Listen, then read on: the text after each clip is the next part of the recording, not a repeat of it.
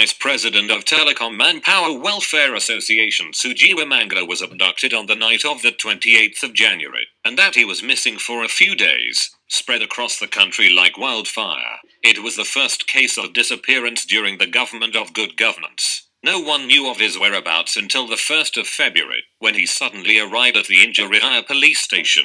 The news of the first missing person during the government of good governance ended there. Excerpts of an interview with Sujiwa Mangala. Are you aware that your disappearance was the first such incident to take place during the present government of good governance?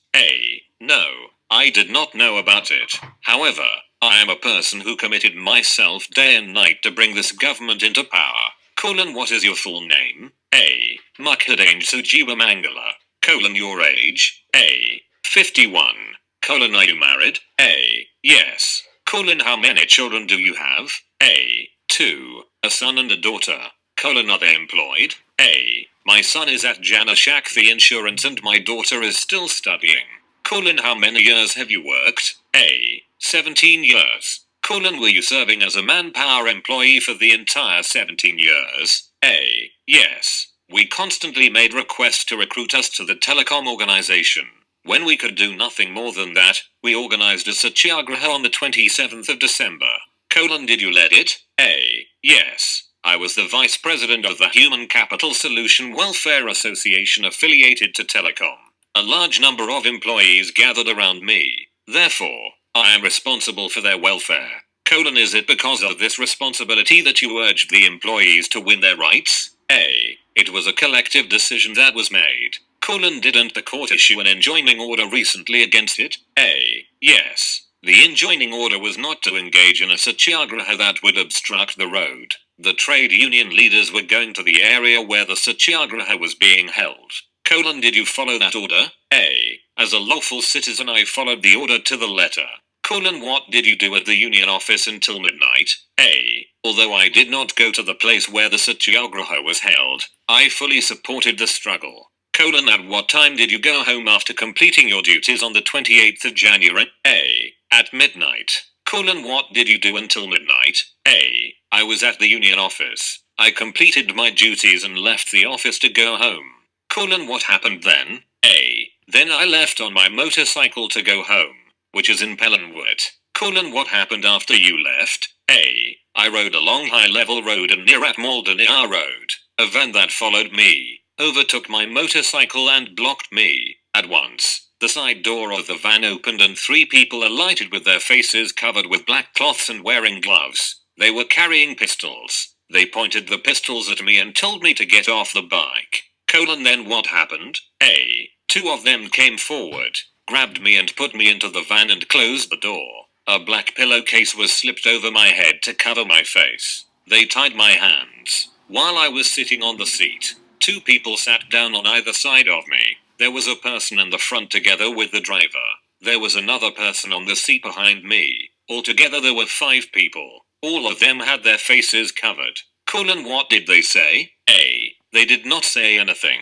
They did not speak at all. I was not aware of where we were going as I was blindfolded. I did not say anything for fear of death. How far did you go? I had no idea of the distance we traveled or where we were going because my face was covered. I think we traveled for about 3 hours. Then they grabbed my hand and let me get off the van. I was led to an isolated house like a blind man, while holding my hand, and then they untied my hands. They also removed the pillowcase which covered my face. Can you describe the place? When I was taken there, it was still dark. It was a very lonely place. When the day dawned I found myself in a room. The door was closed. There was a window fortified with iron bars. Everything was sealed. Did they assault or threaten you with death? No, they didn't do so. However, I had no place to sleep. There was a mat on the floor on one side. I lay down on it. Did anyone talk to you? Up to now I had not heard the voice of anyone. However, when daylight fell, the sealed door was opened and 2 persons came in. One person told me to give up my post and mind my own business. He also said they would not harm me. With those few words my fear of death left me. I did not attempt to talk to anyone. Were you given food and drink? After I was taken away on the 28th of January, I was given some macaroni on the following morning. I was served with meals at night and afternoon. I was provided with food on all 3 days.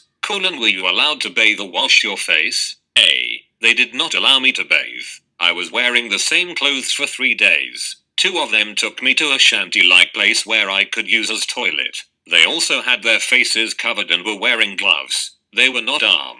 When were you taken back? A. On the 31st of January night my face was covered again and I was taken out of the abandoned house and led to a vehicle. Then we traveled for about 3 hours and stopped at some place. My hands were untied and the door was opened. I was pushed onto an area like a precipice. As I was blindfolded I could not identify the vehicle. I heard the vehicle speeding away. What was the time? A. It must have been about 2 a.m. Then what did you do? A. I removed my head cover. Then I realized that I was near the Nambrapana Bridge in Injurihara.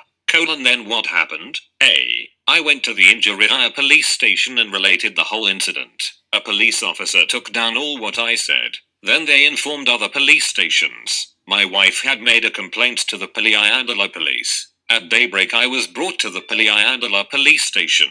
There they asked me to make a statement. As the place where the incident took place was in the Maharagama Police Division, I was handed over to the Maharagama Police. Later they too obtained a statement from me. Who do you think abducted you? A. I have no idea. I have never been threatened by anyone. Then why did they abduct you? A. I think it was to intimidate me and get us to give up our struggle halfway through. So will you give up your struggle now? A. Definitely not. Until the manpower employees are made permanent, this struggle will go on.